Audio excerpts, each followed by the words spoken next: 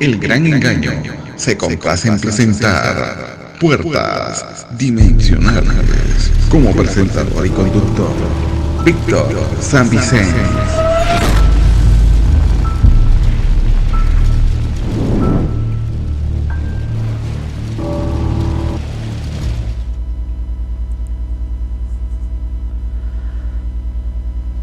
Vamos a empezar con esta serie de las puertas dimensionales en ya su 17ª parte, casi nada, y os advierto que la cosa se va a alargar más. Hay más material y últimamente la segunda parte podemos dedicarle un poco de tiempo, entonces la cosa se va a alargar.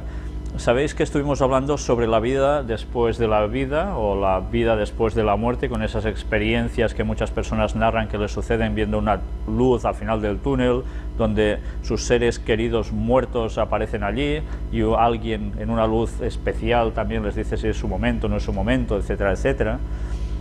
Vamos a ver aún un poco más sobre esto, sobre la vida después de la muerte, en un artículo del cual nos deberemos fijar en un pequeño detalle, pero vamos a verlo entero. Ya ves, extraído de Renovación Carismática, nos dice: testimonios sobre que los libros de la vida de cada hombre están archivados en el cielo. Veréis qué cosa más curiosa. Ya sabéis que en la Biblia se habla de que hay el libro de la vida, donde nuestros nombres están inscritos con todo lo que hemos hecho, etcétera, etcétera, y si somos salvos o qué va a pasar con nosotros, si vamos a ser borrados. Mirad lo que aquí nos dicen. Su nombre está escrito en libros de la vida, asegura un hombre que tuvo una experiencia cercana a la muerte, y ellos contienen con todo lo que ha hecho y dicho, aunque por supuesto la confesión lava los pecados. El testimonio que resumimos aquí es similar al que han experimentado otras personas que han vuelto. Ya ves que dicen que han vuelto, o sea, que dan por sentado que se han ido, Esta información se obtiene a partir del testimonio de un predicador cristiano llamado Richard Sigmund, quien escribió 2 libros sobre su supuesta experiencia, Un lugar llamado cielo y Mi tiempo en el cielo, que recibió muy buenas críticas, aunque debe entenderse que es denominacional, no católicos, y que Sigmund, que murió en 2010, creía en un rapto. Una vez más, tome lo que puede ser bueno y deje el resto. Es curioso, si creía en el rapto secreto, ya sabéis que es eso, que la gente va a ser tomada en un arrebatamiento para no pasar por la gran tribulación, dicen, y le pasó esto. Bueno, vamos a ver más cosas. Lo estamos publicando porque sus descripciones son asombrosamente detalladas. Sigmund, natural de Iowa, fue dado por muerto durante 8 horas después de un brutal accidente de coche el 17 de octubre de 1974. Alegó que durante ese periodo de inconsciencia se encontró con la revisión de la vida por medio de los ángeles. Es un escenario muy similar a otros que durante tales experiencias vieron sus vidas como si fuera una película o un holograma, reviviendo cada momento. Esto es lo que algunos podrían llamar juicio. Ya ves, o sea, ahora el juicio sería esto, cuando la Biblia nos dice que esto no funciona así. Pero bien, sigamos. Me fue dado el entendimiento de que cuando nos arrepentimos, todo lo que se hizo mal o de naturaleza pecaminosa es borrado de los libros de la eternidad, ha aseverado. ¿Esto es así? Sí, si tú pides perdón a Dios de todo corazón, Dios borra tus pecados. Eso es cierto, ¿no? Vale. Eso es correcto, libros en plural. Hay una serie de libros acerca de cada persona, los más importantes de todos: hechos, pensamientos. ¿Somos los mismos en el interior que lo que proyectamos hacia el exterior? La muerte del yo es importante para Dios, fue informado Sigmund, una lección crucial en esta época de materialismo, orgullo y de la generación del mí. Él da el gran premio a alguien que es absolutamente veraz, honesto totalmente, reza antes de hacer cualquier decisión y se asegura de que todas sus decisiones son lo que Dios quiere que él haga, aprendió Sigmund. Los libros de la vida se encontraban en un enorme edificio, con estanterías interminables, arcos amplios y libros de 5 metros de altura. Los nombres de los creyentes se inscriben en oro. Esto es lo que él dice que vio cuando estuvo en esa etapa. Un ángel sacaba un libro con la mano izquierda y abre las gruesas páginas, dijo Sigmund, que más tarde llegó a ser conocido como un ministro ungido que clamaba hacer curaciones milagrosas. Ah, ya empezamos a ver un detalle que es básico. Si hasta ahora mezclaba cosas que son con lo que pueden ser, ahora ya vemos por dónde se decae o se decanta todo. En cada página hay algo así como una pantalla de vídeo, excepto que las imágenes son tridimensionales. Las imágenes contienen la historia de la vida y los libros fueron escritos, la imagen creada antes de nuestro tiempo. Dios puede ir hacia adelante o hacia atrás en el tiempo. Él creó el tiempo, Él lo inventó. Dios establece nuestro mañana a causa de nuestras oraciones y a la búsqueda de Dios hoy. Invariablemente, cuando estamos orando por el mañana o lo que va a pasar debajo de la línea, es porque Dios tiene una bendición para nosotros y el demonio quiere estropearlo o hacernos tropezar. Cuando nos ponemos en oración, Dios permite entrar en nuestro mañana y tenderle una trampa al diablo para asegurarnos de que nuestras bendiciones están ahí justo a tiempo. Esto es algo que me fue dicho por el Señor cuando yo estaba en el cielo. ¿Sí? Madre mía. O sea que dependiendo de lo que tú vayas a hacer, Dios tiene que cambiar las cosas. Bueno, esto es un disparate, pero de los grandes, ¿eh? Como si Dios no supiera ya lo que ibas a hacer tú. Me dijeron que todos nuestros mañanas son ayeres de Dios. Pues bien, ya veis, he extraído de Spirit Daily signos de estos tiempos. Qué fácil es mezclar cosas que son verdad con cosas que son mentira. Pero yo no digo que este señor no viera esto en verdad, en su cabeza. Ya hemos visto cómo este tipo de experiencias tan fuera de lo común, que han sido a su vez también vividas por muchas personas, en verdad no es más que otra patraña satánica que origina en nuestras propias mentes a través de nuestros sentidos para hacernos ver cosas que realmente contradicen la palabra de Dios. Entonces debemos decir, o la Biblia miente con todo, en definitiva, y esto es cierto, o es al revés, no pueden ser las dos cosas. Por tanto, evidentemente, yo me creo lo que dice Dios en su palabra, y no las experiencias que forma Satanás en los cerebros de las personas. En fin, ya hablamos bastante sobre esto la conferencia anterior. Ahora vamos a hablar de un apartado también sobre puertas dimensionales a través de las imágenes. Estuvimos hablando sobre las imágenes, ¿no? Los ídolos, esas que lloraban sangre, etcétera, etcétera, cómo Satanás se manifiesta también, o los demonios a través de las imágenes.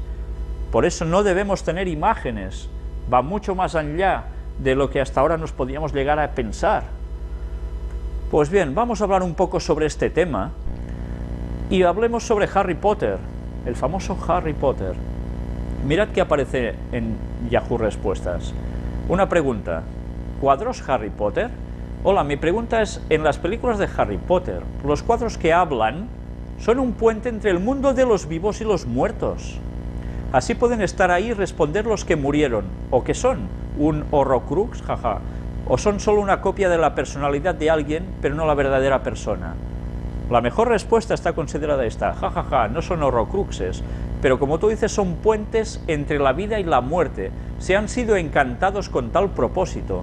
Al morir Dumbledore, Harry corre a ver a su cuadro, pero aún no está encantado como para poder mantener la comunicación.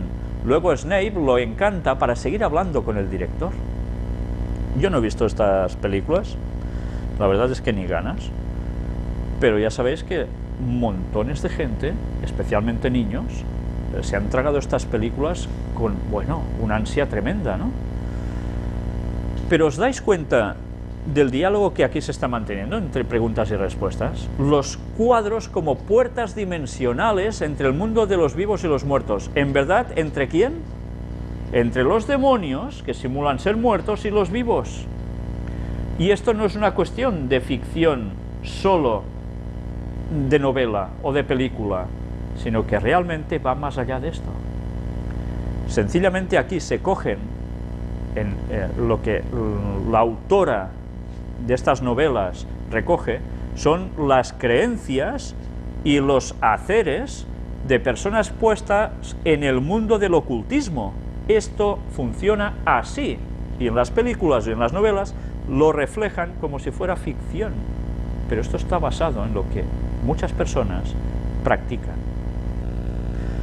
Aquí tenéis una fotografía de Harry Potter donde evidentemente hay algo que sobresale del cuadro, ¿no? Es un cuadro vivo, no es una cosa y ya está. Aquí tenéis una instantánea también de distintos cuadros, claro, todos tienen vida en el fondo, son muertos, pero están vivos. La puerta entre el más allá y el mundo de los vivos pasa a través de una imagen suya, a través de poderse manifestar. Es tremendo, ¿eh? Pero eso no solo sucede en Harry Potter. En la película Los Cazafantasmas 2, la segunda parte, también resulta de que aparecía, yo no lo sabía porque no había visto la película, pero buscando datos alguien me dijo sobre esta película y empecé a buscar los datos y efectivamente también más de lo mismo, un cuadro con vida, un fantasma. Pues más de lo mismo. El cuadro del fantasma Moldavo Vigo, que hace de las suyas en la película, se ve. Hollywood nos está transmitiendo el conocimiento ocultista que mucha gente está practicando y que mucha gente cuando ve esto sencillamente cree que es ficción, pero que evidentemente yo me pregunto, cuando alguien se queda solo en un lugar un poco tétrico donde haya una cosa de estas, si no se acuerda de lo que ha visto en la película, seguro que le queda un recelo, ¿verdad? Pues Satanás puede utilizar cualquier circunstancia así. El retrato de Dorian Gray. ¿Recordáis qué es esto? Una novela muy antigua, de los años 1800 y pico, pero que además se hizo una película en blanco y negro, que yo recuerdo de pequeño haberla visto, y que, imaginaos, precisamente era cuando nosotros, en mi casa, empezábamos a contactar con la Iglesia Adventista del Séptimo Día. Y recuerdo precisamente que se estaba haciendo esta película y estábamos solos en el comedor, que era un comedor muy pequeñito, en nuestro piso pequeñito. Estaba yo con mi madre y mi hermana. Los demás no recuerdo si estaban durmiendo o qué hacían, pero o estábamos solos, no lo sé. Pero curiosamente estaban pasando esta película que va sobre un cuadro. Y en mi casa teníamos un cuadro que recuerdo que mi padre de un calendario hizo todo un cuadro, lo enmarcó porque era una mujer, bueno, normalita, con su cántaro o no sé qué, muy bien pintada, eso sí, pero que a mí personalmente, os digo la verdad, como niño pequeñajo y con miedo, me daba mal rollo, siempre me dio mal rollo. Y cuando se estaba pasando esta película y salen las escenas del cuadro, en ese preciso instante, el cuadro que teníamos allí se desploma, pegando un ruido enorme, y cogimos tanto miedo que cerramos la tele y venga a dormir, es que esto, ¿veis? Esto, uy, uy, uy. Y recuerdo que quedamos marcados por eso y a veces aún en casa lo comentamos. ¿Que es una casualidad? Pues ya sabes que yo personalmente no creo mucho en las casualidades, pero yo ciertamente a partir de allí entendí que con esas cosas no se juega, porque el diablo está en su pleno campo. Pues bien, esta película ya sabéis que es alguien que pinta un cuadro, que el cuadro, él hace un pacto más o menos con el diablo de no envejecer, el cuadro envejece, él no, él va haciendo pecados cada vez más, etcétera, el cuadro cada vez que él peca se vuelve peor, y bueno, toda una historia, una trama verdaderamente diabólica de vender su alma al diablo, ¿no? Luego además con todo esto, bueno, aquí se explican muchas cosas.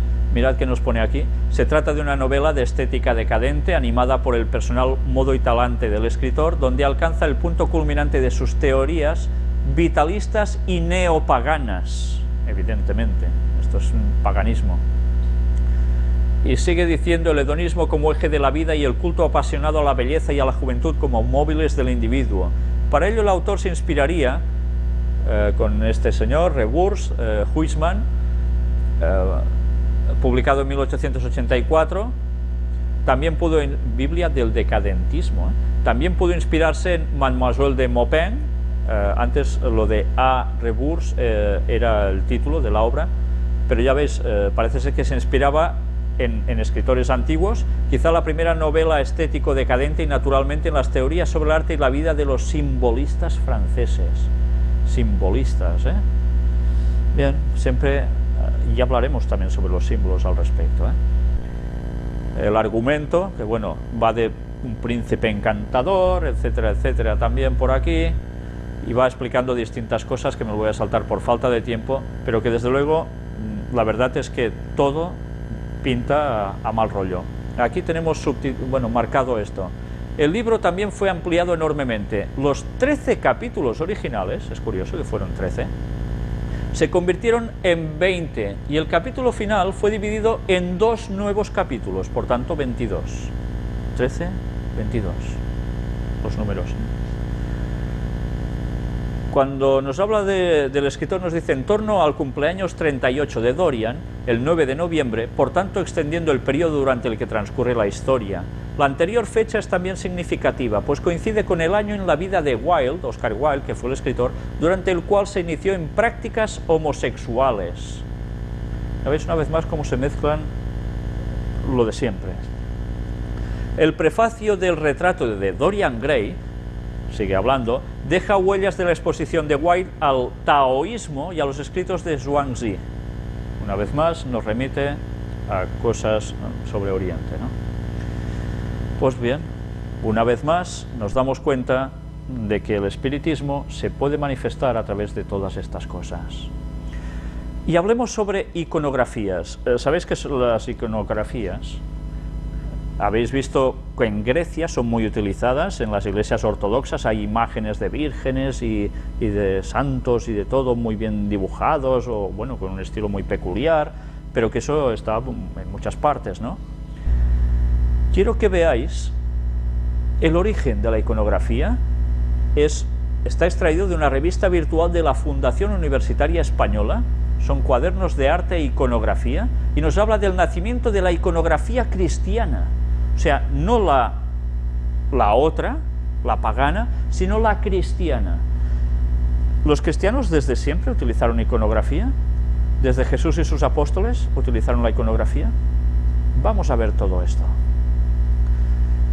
Los historiadores parecen estar hoy de acuerdo en que el arte cristiano retrasa su aparición hasta la primera mitad del siglo III.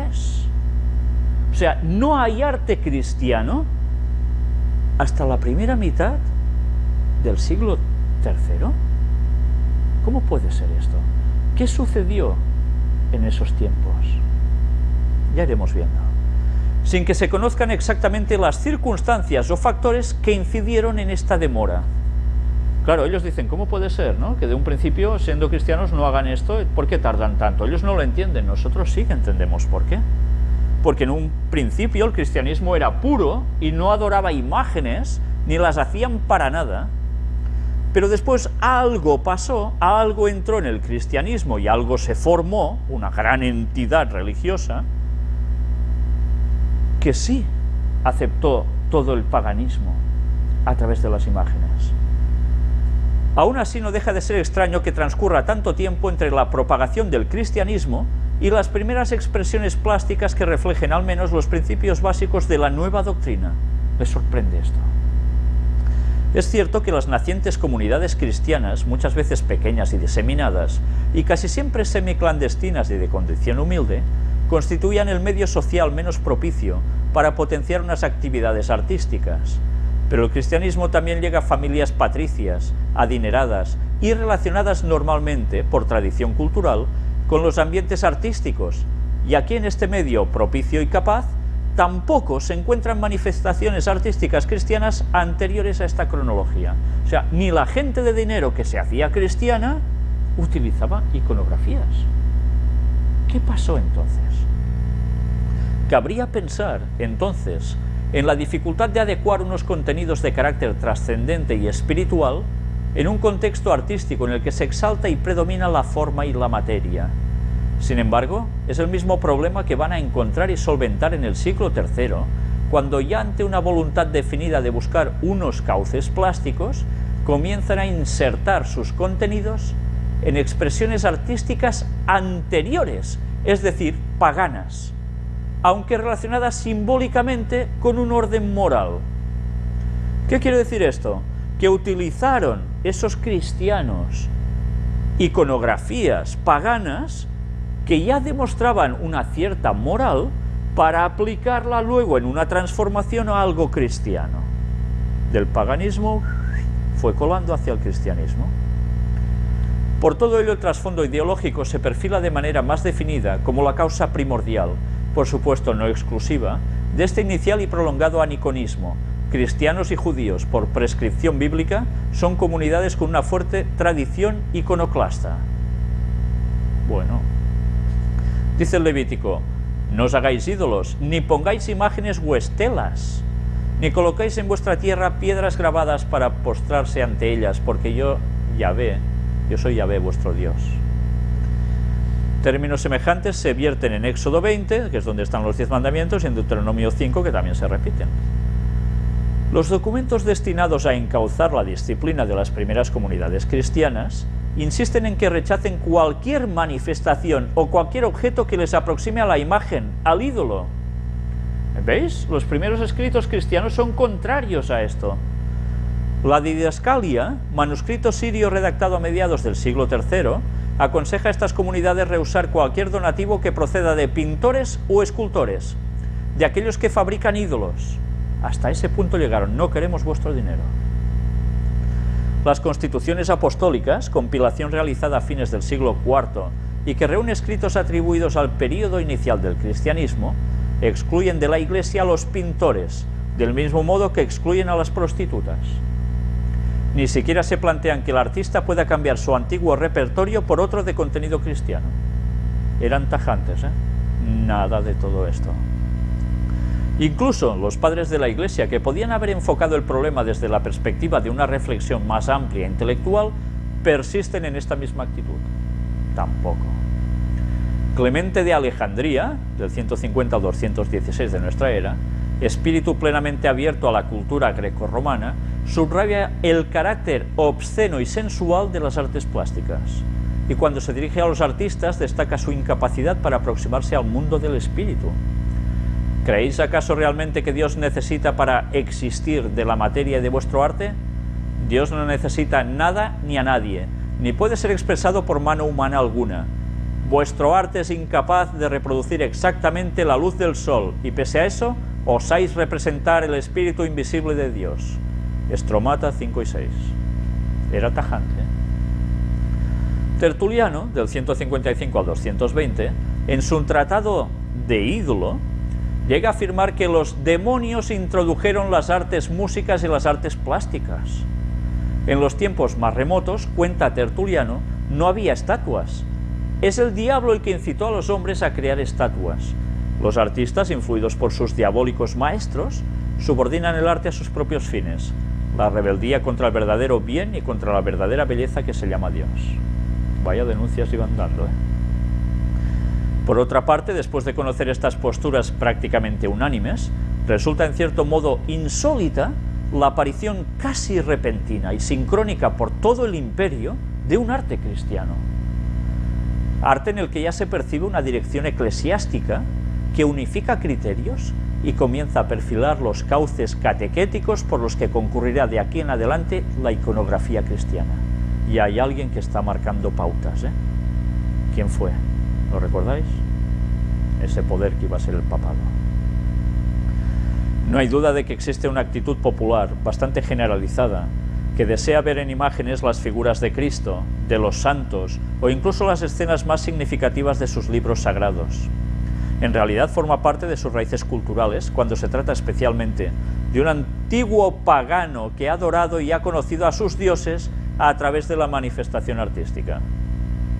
Casi nada. No puede, sin embargo, ser este el único motivo que promueva la aparición del arte cristiano.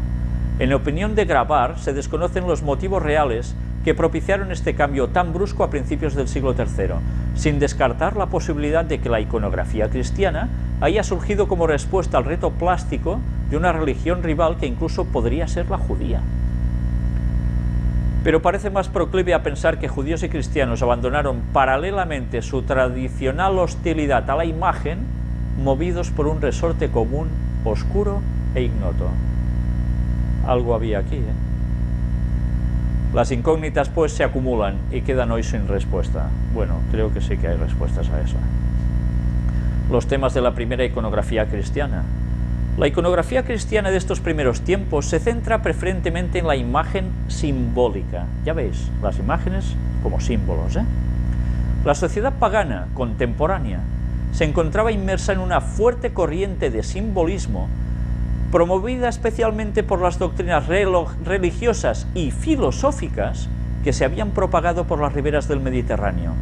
Y al cristianismo le debió ser fácil acomodarse a esta tendencia, más aún cuando los padres de la Iglesia, a pesar de su disconformidad con las artes figurativas, aceptaban el símbolo como vía de la expresión plástica.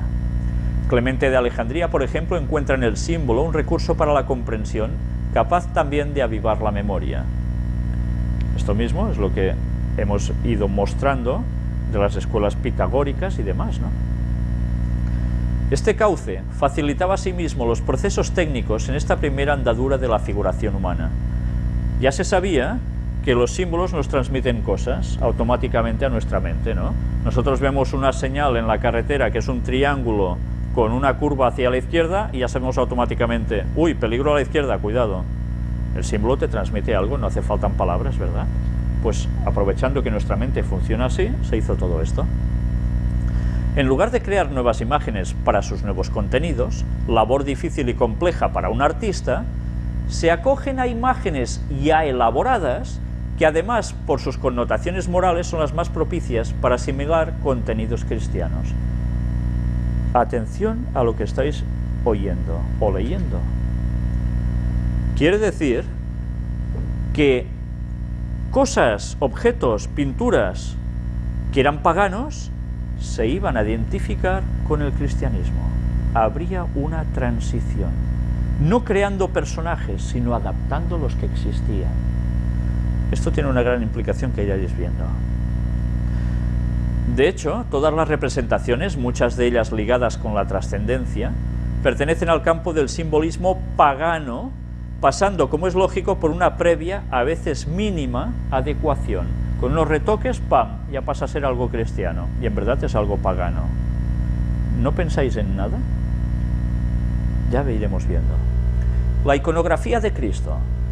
La misma iconografía de Cristo, que debió ser elegida con sumo cuidado por padres y teólogos, se nutre de imágenes simbólicas paganas, especialmente afines a la sociedad romana.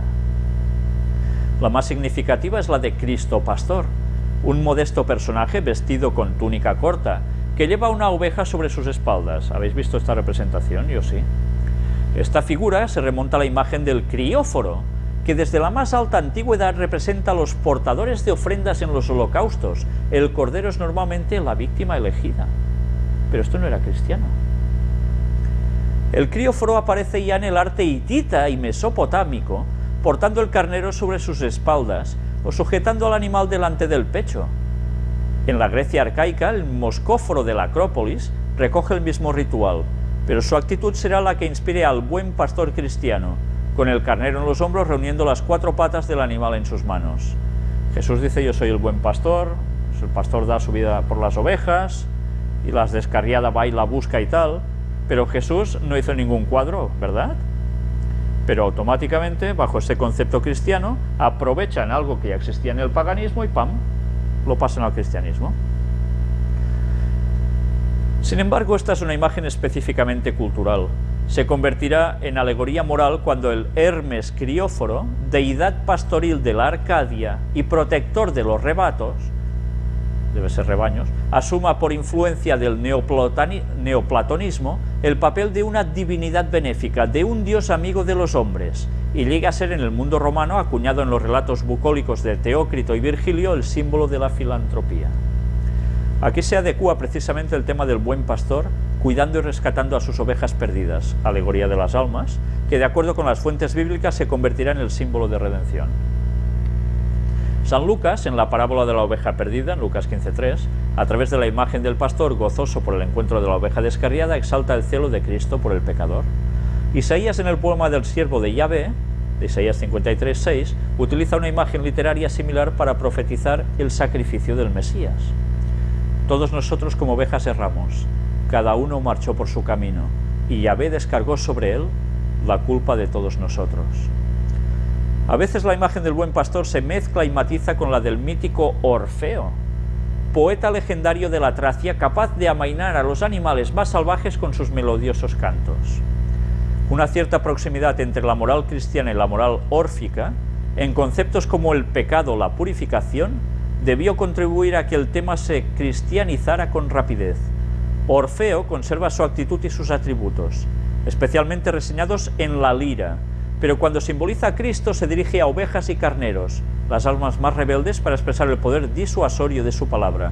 Él amansaba a las fieras, Cristo a las almas. Siempre hay un paralelismo. Aparece también, aunque con menos frecuencia, la figura de Cristo doctor o Cristo maestro de la sabiduría. Es una imagen que reemplazará la del pastor casi definitivamente en el siglo IV, pero que ya en el siglo III aparece en la pintura de catacumbas, sosteniendo en la mano un rollo o un códice abierto y levantando a veces la otra mano con un gesto típicamente oratorio. ¿Lo recordáis? Ese gestito con la mano alzada y aguantando un libro. Pues ya veis de dónde está sacado, en verdad. La forma de presentar a este Cristo, con túnica y pallium, sandalias y pelo corto, rememora la figura del filósofo. Es un tema nacido sin duda en un medio intelectual que muy bien podría ser Alejandría como centro de meditación y contemplación más representativo de la época. Sin embargo, ya es más dudoso que el hombre barbado de los sarcófagos, sentado en medio de sus discípulos y en ocasiones próximo al orante, sea una representación de Cristo. Parece más bien una alegoría de la doctrina cristiana, la auténtica, la verdadera filosofía, que impregna y cobija a cuantos la escuchan. Incluso el fiel difunto asume a veces en su retrato funerario los rasgos del filósofo como forma de expresar que ha muerto en posesión de la verdad. Entre los temas simbólicos de Cristo no se debe olvidar una imagen insólita y sorprendente que manifiesta la permeabilidad de este primer arte cristiano para adaptarse a motivos paganos de escasa religiosidad. Se trata de Cristo Sol. Mira de dónde salen los simbolitos, del mausoleo de los Julios, en la necrópolis vaticana, donde aparece Cristo erguido, ascendiendo a los cielos en un carro tirado por caballos blancos. La cabeza nimbada emana destellos de luminosidad. ¿Lo recordáis esto así, no? El carro arrastrado por corceles a través de los cielos es un tema usual entre los artistas paganos a la hora de representar la ascensión de un dios o de un héroe, o al mismo emperador en su gloria póstuma. Por ello, esta representación, ante la ausencia de un signo específicamente cristiano, podría suscitar dudas acerca de su identidad religiosa o pagana. Pero el carácter del propio monumento, pródigo en temas ineludiblemente cristianos, solo permite pensar que en este caso el proceso de cristianización ha sublimado aún más los significados originarios desde los contenidos de la moral cristiana. Aquí me detengo un momento para hacer una reflexión. Si os habéis fijado, todas esas artes, cuadros, esculturas, que se decían cristianos, eran de origen pagano. Dicen que se cristianizaron. Yo ahora ya os planteo una cuestión para más adelante, para una próxima conferencia, para que pensemos ya un poco en esto. Verdaderamente, lo que el cristianismo, dígase en verdad catolicismo, no cristianismo auténtico, estuvo haciendo con todo esto y ha seguido haciendo durante años. ¿Quiere decir que en verdad ellos han dejado de lado el paganismo y lo han disfrazado solo de cristianismo? ¿Quiere decir acaso que ellos verdaderamente ya no creen en eso pagano? Con esto os estoy planteando algo que va mucho más allá de lo que en un principio podemos pensar. Y de esto vamos a hablar en el tema sobre la divinidad de tres personas. Va mucho más allá de lo que nos podemos llegar a imaginar. Ellos pueden llegar a utilizar símbolos que a nosotros nos representa algo cristiano, ¿verdad? Pero que en verdad para ellos el significado auténtico es otro. Y se puede utilizar la divinidad de tres, con triángulo, paloma, tal y cual, y nos vendan de que eso es cristianismo, que es lo que es. Pero ellos en verdad siguen adorando lo que para ellos simboliza en verdad auténticamente, que sigue siendo pagano, satánico. Hay personas que quieren creer o piensan así porque no saben más, que cuando ellos defienden la divinidad de tres personas, la deidad de tres, y utilizan esa simbología, etcétera, han inventado algo que es totalmente pagano y lo han colado al resto del cristianismo, incluido a los adventistas del séptimo día. Cuando en verdad ellos utilizan algo que ellos creen de verdad, que eso es otra cosa. ¿Entendéis? Están utilizando una imagen teóricamente cristiana y que ellos profesan creer en eso, cuando en verdad a ellos esos símbolos les transmiten otros conceptos totalmente distintos. Los que aún piensan en que la Trinidad es un invento de la Iglesia Católica, desconocen aún estas cosas. Estamos hablando de personas que están dominando los símbolos como nadie, pero de una perspectiva satánica total. Y nosotros, cortos de miras, no nos damos cuenta que realmente lo que están haciendo es adorar aún sus conceptos paganos disfrazados de cristianismo y colándolo al resto del mundo como si eso fuera cristiano de verdad. Otro argumento más que deberían pensar los antitrinitarios, que evidentemente rechazarán por otras causas, pero realmente lo rechazarán porque desconocen lo que esta gente en verdad cree. Pero bien, una vez más, ya seguiremos hablando de este tema precisamente cuando tratemos lo del Espíritu Santo, para variar. El cristianismo, partiendo de un culto ancestral, identifica sol y luz como se reitera en evangelios y epístolas. La luz es un signo que manifiesta visiblemente algo de Dios, es el reflejo de su gloria. Y así este Cristo Helios es el Cristo luz. En el pensamiento de los padres, sol, luz y Cristo también son ideas especialmente relacionadas, y no es difícil encontrar en sus obras símiles literarios donde se parangona, por ejemplo, la resurrección de Cristo con la salida del sol. La iconografía de los sacramentos. Pues aquí también nos va diciendo algo que os va a hacer pensar, tanto como supongo que me ha hecho pensar a mí. ¿Recordáis que se dice que los primeros cristianos, y hay imágenes que así lo demuestran, que se han encontrado en las primeras iglesias cristianas empedrados en el suelo, en mosaicos, el símbolo del pez? ¿Lo recordáis? Sí. Mosaicos hechos de piedrecitas que, haciendo dibujos, como hacían los griegos, hicieron los romanos en sus suelos, como tenemos por aquí cerca también, en arqueología lo hemos visto. Se dice que en iglesias cristianas antiguas aparecía un pez, y que eso era el símbolo de que era una iglesia cristiana. Incluso se habla de que en catacumbas, cuando se reunían los cristianos, o cuando se hacían en plan contraseña para identificarse unos a otros, se escribían que eran un pez, que simbolizaba que Cristo, ¿qué había hecho con los peces? ¿Lo recordáis? Os haré pescadores de hombres, y había multiplicado además los peces y dando de comer a la gente. Así se identificaban como cristianos, a través de ese símbolo. Esto es lo que se nos ha ido diciendo, ¿verdad? ¿Realmente ha sido así? Vamos a ver algunas cosas que nos harán pensar. El Cristo pescador, en cambio, es ya una alegoría del bautismo que nos introduce en el campo temático alusivo a los sacramentos. La figura del pescador, habitual en las artes figurativas contemporáneas de carácter pagano, simboliza a Cristo pescador de almas a través de las aguas del bautismo. ¿Qué lleva el Papa como anillo? ¿Lo recordáis? Un anillo grande de oro. Hay una película que también se llama Las sandalias del pescador, muy antigua ya. Lleva el anillo del pescador, le llaman. Buscadlo, buscad los datos, ya los encontraréis.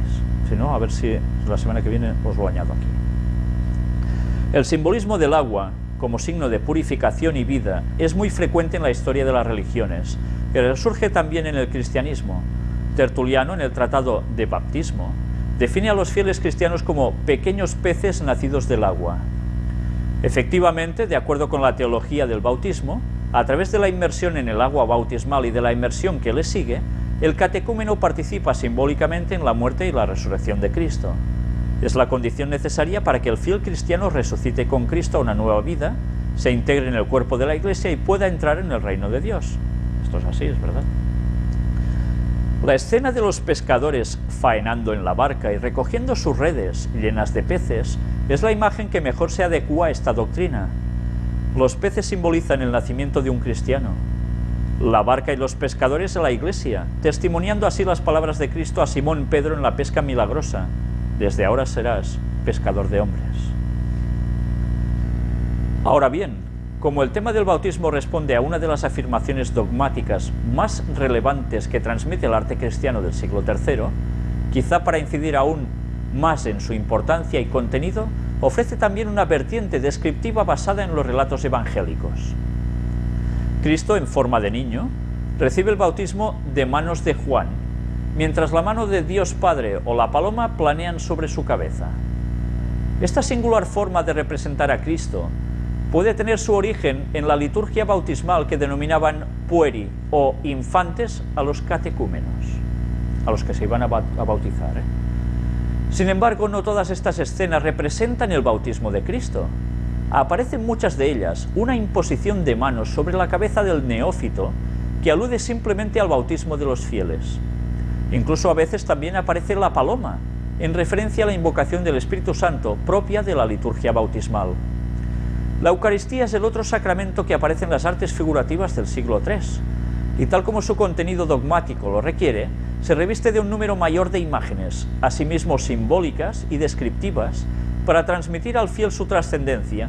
Se encuentra ante el epicentro del mensaje cristiano. La vid y el cesto de panes, a veces unidos a un pez, son alegorías frecuentes de este sacramento, pero las escenas más significativas son aquellas que por su contenido temático se aproximan al concepto de banquete. En la multiplicación de los panes y peces, cuando Cristo mediante un milagro da de comer a una multitud que le sigue y le escucha, el pan milagroso prefigura y prepara la Eucaristía. El refrigerium, recuerdo del ágape funerario, se convierte también en banquete eucarístico, cuando encima de la mesa ante los comensales aparecen los panes y los peces. La insistente aparición del pez junto al pan no es producto de la casualidad. La palabra griega pez, mediante el procedimiento acróstico, significaba Jesucristo, Hijo de Dios, Salvador. Procedimiento acróstico. Luego, era un símbolo que incidía aún más en la idea de que el mismo Cristo se inmolaba en el sacramento como se inmoló en la cruz. Mediante el alimento eucarístico, el cristiano rememoraba la muerte redentora que va a liberar a los hombres del pecado y que a través de la resurrección les da paso a la vida eterna. Y ahora hagamos un poco de memoria. Vayamos hasta Babilonia. ¿No tenían ellos una deidad que era un pez? En la Trinidad pagana de los babilonios no había precisamente el pez. ¿Por qué el Papa lleva la mitra en forma de una boca de pez? Porque proviene de allí. Luego esto se coló al cristianismo y bajo esa simbología del pez, mira, esto es cristiano. ¿Os dais cuenta con qué sutileza Satanás trabaja? Y mezcla símbolos que pueden ser de una cosa de otra. Y mientras a nosotros se nos vende que es una cosa, en verdad por detrás es otra. Así juega el Vaticano. Ellos no adoran a Dios, ellos adoran a Lucifer y todo el paganismo, todas esas ciencias ocultas. Evidentemente no todos, pero muchos de ellos en su cúpula saben que eso es así. Por eso Satanás los está utilizando para sus fines. Y nos están vendiendo conceptos que nos parecen muy cristianos y en verdad para ellos simbolizan otra cosa totalmente distinta. La iconografía del más allá. Sin embargo, el refrigerium puede convertirse en una iconografía del más allá cuando el ágape, desprovisto de todo aditamento, panes y peces, se transforma en banquete celestial. Es un tema estrechamente ligado al banquete eucarístico, ya que son muchos los textos de la Biblia que ven en la Santa Cena una preparación del banquete mesiánico en el que Cristo volverá a encontrarse con los suyos. Tanto en el discurso en la sinagoga de Capernaum como en la parábola del banquete nupcial, los evangelistas Juan y Mateo respectivamente hacen referencia a esta alegoría, pero quizá alcanza una expresión literaria más bella en el banquete mesiánico de Isaías 25. Hará Yahvé Sebaot a todos los pueblos en este monte un convite de manjares frescos, convite de buenos vinos. Consumirá en este monte el velo que cubre a todos los pueblos y la cobertura que cubre a todas las gentes. Consumirá la muerte definitivamente. Pero no solo el ágape alude en el arte cristiano a este refrigerium celestial, es decir, al lugar de la luz y de la paz, según el canon de la misa, donde se encuentran las almas en redención. Puede estar reflejado, por ejemplo, en la sombra de un arbusto. Esta simbología, que no aparece en textos bíblicos ni en los primeros padres de la Iglesia, debe surgir más bien como consecuencia de una actitud popular que asimila en parte la historia de Jonás con el mito de Endimión y crea un Jonás cansado y adormecido bajo un arbusto como imagen del alma en el paraíso. ¿Os dais cuenta una vez más cómo se mezclan los dos conceptos? El mito de Endimión se había convertido entre los romanos de época en una invocación funeraria para conseguir sus deseos de bienaventuranza y eternidad. Invocación funeraria de muertos. A Endimión, pastor de gran belleza, amado por Selene, Zeus le permitió elegir la existencia que más deseara. Pidió no envejecer nunca, ser inmortal, y Zeus le dejó sumido en un sueño sin fin. ¿Os suena esto de no envejecer nunca, ser inmortal? Retrato de Dorian Gray, ¿no? Endimión se convierte en el símbolo de la felicidad humana que se desliza hacia la bienaventuranza eterna. Antes hemos estado hablando de esas escenas que se representan a Cristo con los discípulos, todo así en símbolos y tal. Leonardo da Vinci también pintó un cuadro muy famoso de la Cena del Señor, ¿verdad?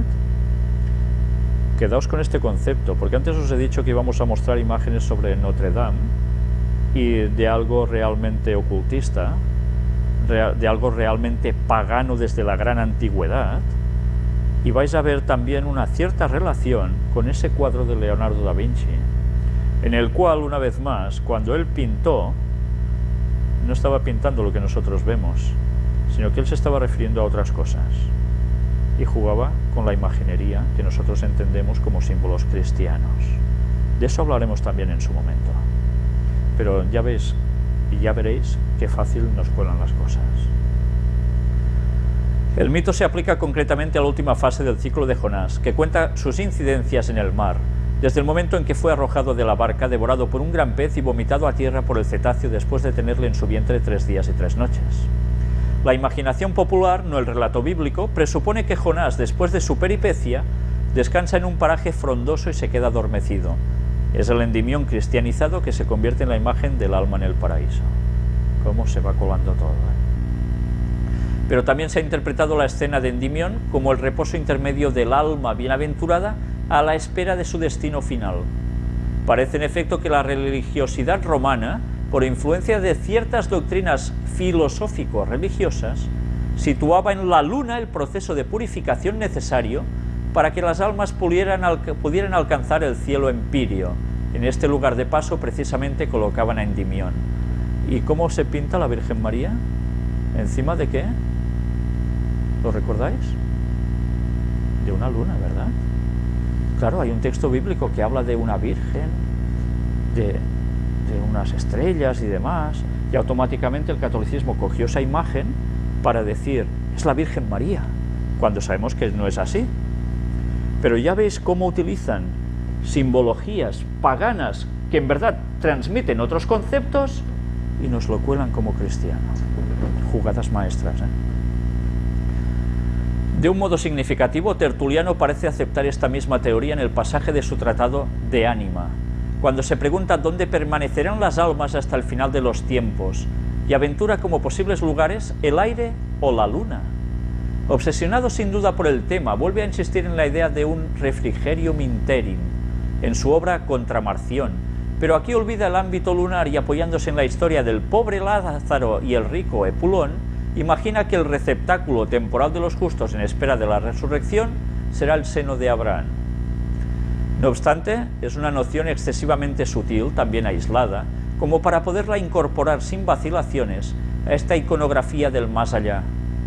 Los teólogos, los mismos fieles, se cuestionarán en múltiples ocasiones el destino inmediato del alma después de la muerte, pero intentar percibir estos matices en los símbolos alusivos al alma en estado de gracia resulta en exceso audaz y poco convincente. Curiosamente, el primer arte cristiano vuelve de nuevo sus ojos a los mitos paganos para lograr otra imagen del alma redimida. Será en la fábula de Eros y Psique, transmitida por Apuleyo, que ya había sido interpretada por platónicos y neoplatónicos como una promesa de la dicha eterna en el más allá. Psique, amante de Eros, es el prototipo de la desdicha a consecuencia de las luchas entre el amor humano y el amor divino. En este aspecto personifica el destino del alma humana. Su recompensa será quedar unida a Eros en la inmortalidad. Psique, como es lógico, pasa a representar el alma en redención, y el beso de Eros y Psique, símbolo de su unión inmortal, tantas veces representado en la iconografía pagana, menos en la cristiana, simbolizará la resurrección y la dicha eterna. ¡Qué cambios! Otra figura ya conocida, el Cristo Pastor, también nos introduce en la iconografía del más allá, cuando aparece en el paraíso en medio de las almas bienaventuradas que ya gozan de la paz junto a Él después de su muerte. ¡Qué cosas, cuando aún nadie ha recibido la recompensa, ¿no? O muy poquitos. Y la muerte no es más que un reposo a la espera de la resurrección. El Salmo 23, llamado el Buen Pastor, plasma de un modo fidedigno esta iconografía. Ya ves mi pastor, nada me falta, por praderas de fresca hierba me apacienta, hacia las aguas de reposo me conduce y conforta mi alma. ¿Esto quiere decir que es cuando uno se muere? No, esto es estando en vida. Y en cambio, ¡pam!, se aplica a la muerte, después de la muerte. ¡Qué cosas! Las almas bienaventuradas son muchas veces las ovejas que pacen en el paraíso junto a su pastor, pero otras, a semejanza de una alegoría pagana, la pietas, surgen en forma de orantes, con las manos levantadas en acción de gracias por su salvación. El paraíso, con un marcado carácter bucólico, recuerda estampas romanas de la vida de ultratumba. Iconografía bíblica. Entre los temas bíblicos predominan ampliamente las escenas veterotestamentarias, que tienen como mensaje común la salvación del protagonista frente al peligro de muerte gracias al poder de la oración. Y así aquí sigue hablándonos más o menos de lo mismo. Siempre hay connotaciones que, siendo paganas, pasan a ser cristianas. Y ya veis que es muy amplio, hay para mucho tema aquí, pero bien, lo importante creo que era que pillases ese concepto. Pero me voy a detener en este lugar para que analicemos precisamente esto de aquí. Vamos a ver que ahora nos habla de Balaam, un profeta, que nos habla de que habría una estrella, que saldría un cetro que simbolizaría al futuro Mesías. Y mirad que ahora nos vamos a introducir en algo que ya todos estábamos sospechando. Pudiera tratarse entonces del profeta Balaam, nos dice aquí, pero también hay una profecía de Isaías que anuncia la llegada de una luz para el mundo, luz que podría estar figurada en la estrella.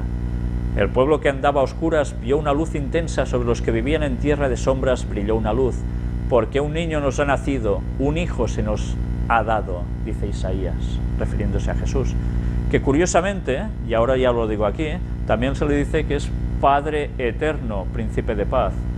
¡Ay, qué problema! Si Jesús es Padre eterno, hoy, ¿cómo entendemos eso? Pero el Padre no es el Padre, Jesús es Jesús. ¿Por qué Jesús utiliza el mismo título que el Padre? ¿Os dais cuenta? Cuando los antitrinitarios dicen ¿por qué se bautizaba en el nombre de Jesús? Porque los tres participan de lo mismo, del mismo nombre. Y es Padre eterno, no es generado por Dios o producido por Dios o no sé qué por Dios. No, no, es Padre eterno. Está siempre con el Padre. Llegar a saber qué profecía es la representada resulta imposible e incluso poco importante. Lo fundamental es reseñar que aquí en esta escena aparece anunciada y encarnada la redención. Y aquí entramos en el detalle ya importante. Desde el punto de vista catequético, surge como antítesis de la representación de Adán y Eva frecuente en las artes plásticas del siglo III. Es la manifestación de que frente a las tinieblas del error y del pecado emerge la luz de la verdad y de la gracia.